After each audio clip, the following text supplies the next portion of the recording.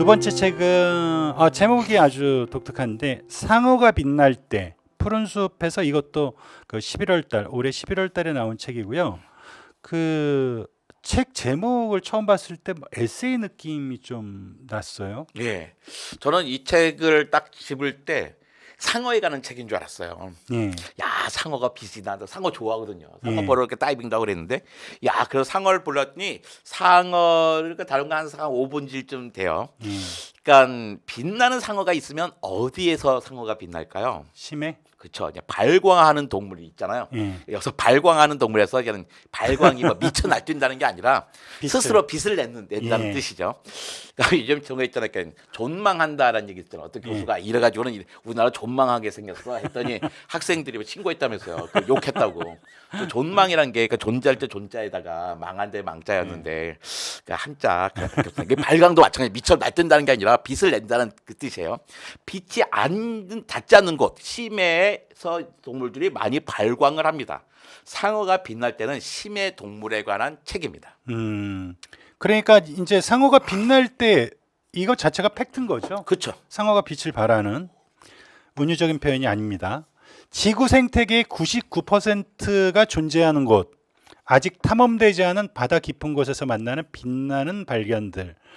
이런 그 책 소개가 눈에 확 띄더라고요. 예, 저한테 이 책의 추천사를 요청해서 내가 정말 멋진 추천서 써줬을 것 같아요. 왜 나한테 연락 안 하는지 모르겠는데 제가 좋아하는 타입입니다. 심해는 우주보다 가기 어려운 것이에요. 예.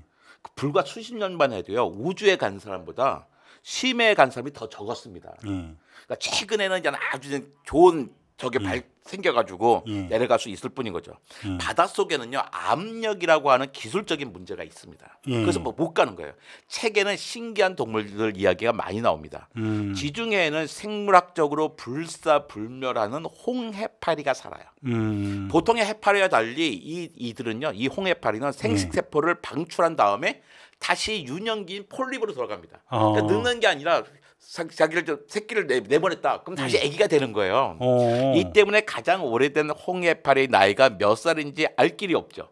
또 만약에 천적이만 없다면 잡아먹혀 죽지만 않는다면요 영원히 바다에 생존도 가능한 것입니다. 죽지 않는 생물이다. 안 죽는 거예요. 그러니까 우리가 애 낳고 다시 애가 되는 거 똑같은 거예요. 또 돌고래는 생후 첫 달에 자기 이름을 짓는다는 아주 재밌는 얘기 나오더라고요. 어쩌면 돌고래가 한 달쯤 지난 다음에 자기가 휘바람을 휙 불어요. 근데 이 휘바람이 처음 짓는 휘바람이 돌고래마다 다른데 이걸 평생 자기를 소개하고 말을 걸 때 사용한다고 해요. 휘바람 명함인삼입니다. 돌고래는 수십 년이 지난 다음에도 심지어 옛날에 엑스 걸프렌드, 엑스 와이프, 엑스 남편의 돌고래 휘바람 소리를 기억을 합니다. 휘파람으로 정체성을 확인한다는 그쵸. 거예요. 그러니까 휘파람의 명함인 거예요. 근데 재밌는 거 사람은 그 자기가 태어나서 자기가 이름 짓는 게 수가 없잖아요. 네. 나중에 개명할 수는 있지만 네. 근데 돌고래는 자기가 이름을 자기가 짓네요. 짓습니다. 난 이런 삶이야. 자기 명함 찍어서 주는 겁니다. 또 상어는 또 생명이에요. 근데 이 상어가 녹색 형광은 볼 수가 있습니다. 그러니까 440에서 540 나노미터의 파장이에요. 이거 중요한 거 아니에요? 그러니까 상어의 피부가 녹색 형광으로 빛날 때 그 파장인 거예요. 그러니까 자기가 빛나는 걸 서로 볼 수가 있는 거죠. 그래야 짝을 찾아갈 수도 있겠죠. 그러니까 바다는 지구 표면의 71%를 차지합니다. 그래서 우리가 꼭 스쿠버를 해야 되는 이유가 그겁니다. 그러니까 바다의 평균 수심은 4km예요. 4,000m밖에 안 돼요. 춥고 어둡고 압력이 센 혹독한 환경입니다. 그런 바닷속에서 상어, 해파리, 돌고래 같은 해양 생물들은 자신만의 생존 방식을 갖고 있는 거죠. 상어는 형광색 빛을 발산하고 돌고래는 자신들의 언어로 10km를 넘나들면서 소통하고 있는 겁니다. 이 책의 저자 율리아 슈네처 소개를 봤더니 세계적으로 드문 심해 생물을 연구하는 과학자더라고요. 예. 그러니까 심해 생물을 연구하는 과학자도 얼마 안 돼요. 근데 그걸 또 연구하는 여성 과학자는 더 적은 거죠. 그러니까 아주 이제 우리가 존경하고 관심을 가져야 될 분인데요. 1985년생입니다. 젊네요. 아주 젊으세요. 독일에서 태어나서 공부했고 미국의 스미소니언 열대 연구소 활동했고요. 그다음에 다시 독일로 해서 박사학위를 받았는데 박사학위는 플라스틱에 의한 해양 오염에 관한 연구로 박사학위를 받았습니다. 아마도 심해 생물을 연구해 가지고요 박사학위 받을 만에 하염없이 오래 걸릴 거예요. 왜? 샘플을 얻기 너무 어렵잖아요. 그렇죠. 이런 다른 거로 해 나가는 거죠. 왜 공룡을 연구하시는 분들도 그렇거든요. 커다란 못 낀 공룡 갖고 박사학위 받으면 하세월이에요. 그 스케일링하는 데도 오래 걸리거든요.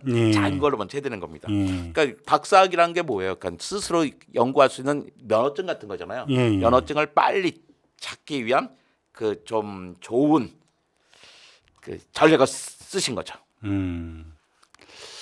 그 심해 활화산에 그 생명체가 산다면서요? 그 심해 활화산을 사는 걸 보냐면 이것도 재밌더라고요.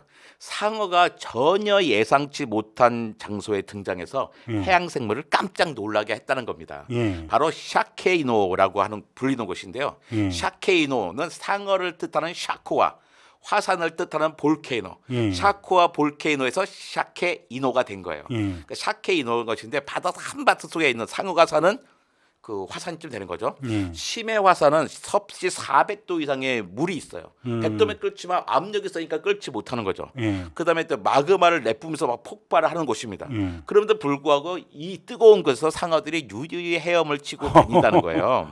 그러니까 세계에서 가장 큰 심해 화산은 솔로몬 제도에 있는 카바치인데요. 2015년 그 카바치가 휴지기일 때 과학자들은 분화구 안 550m 깊이까지 카메라를 넣었어요. 근데 깜짝 놀란 겁니다. 근데 거기는 과학자들은 보통 뭘 기했냐? 그 꾸물꾸물대는 조그만 동물성 플랑크톤이 있겠지 했는데 작은 입줄 전갱이, 도미 같은 다양한 물고기들이 있었고요. 홍살기 상어, 미흑점 상어, 그다음에 잿빛 잠상어 같은 상어들도 여러 종이 발견됐습니다. 이 구역의 평균 수온은 섭씨 40도로 보통의 해수가 절대로 도달하지 않는 온도예요. 또 산송도가 pH 6이어가지고요. 산송도 세고 유황 함량도 되게 높은 것입니다. 게다가 화산이 폭발할 위험도 있는 곳이에요. 한 심해 화산의 분화구 내부에는 물고기 시체로 뒤덮인 곳이 있을 정도입니다. 그럼에도 불구하고 해양 생물들이 극한 조건에서 살아가고 있는 거죠. 마치 화성에서 외계 생명체를 만난 것 같은 발견이었다고 당시 심해 생물학자들은 말했습니다. 우주 연구보다 심해 연구가 더 쉽지가 않다, 어렵다. 훨씬 어렵습니다. 이 말씀이 이제 느껴지네요. 그 저자가 이 책에서 그 저자의 그 박사 논문 주제도 이제 플라스틱이라고 하셨는데 지구가 플라스틱 행성이 되어가고 있다 이런 또 경고가 좀 많이 와 닿습니다. 플라스틱은 정말 오래 좋은 거잖아요. 우리 책상 위에 있는 이 모든 것들이 다 플라스틱, 저희 안경도 플라스틱 아닙니까? 플라스틱으로 우리가 위험해 되는 거 아닌 거예요. 정말 고마운 건데 하지만 너무 많이 생산됐고 문제는 썩지 않는다는 게 문제죠. 지난 2015년까지 생산된 플라스틱이 총 83억 톤입니다. 83억 톤이니까 어떻게 지금 우리가 80억 명이 살고 있으니까 1인당 한 1톤씩은 내가 갖고 있는 셈인 거예요. 근데 현재 전체 인구 무게의 30배에 가까운 수치인 거예요. 2019년 4월 빅터 베스코버가 잠수정을 타고 가장 깊은 곳으로 갔어요. 근데 마리아나 해구란 곳인데 마리아나 해구가 에베레스트보다 높은 곳이거든요. 한 11,000m쯤 되는 건데 근데 어디까지 가냐면 1928m까지 내려갔어요. 거의 바닥까지 내려간 거예요. 근데 딱 내려가서 봤더니 카메라로 쫙 찍어보니까 비닐봉지가 수천 개가 있는 거예요. 잠깐 봤는데 그 당시 제 기억에 한 3,000개 정도의 비닐봉지 쓰레기를 본 겁니다. 그러니까 가장 바다 깊은 곳에도 비닐봉지가 그렇게 많으니 지구에 비닐봉지, 플라스틱이 없는 것이 어디 있겠냐. 그래서 이 저자는 지구가 플라스틱 행성이 되고 있다라고 이야기하고 있는 겁니다.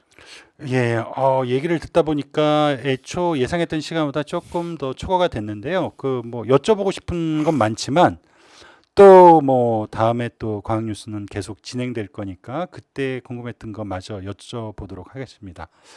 오늘의 과학인 이정모는 여기까지 하겠습니다.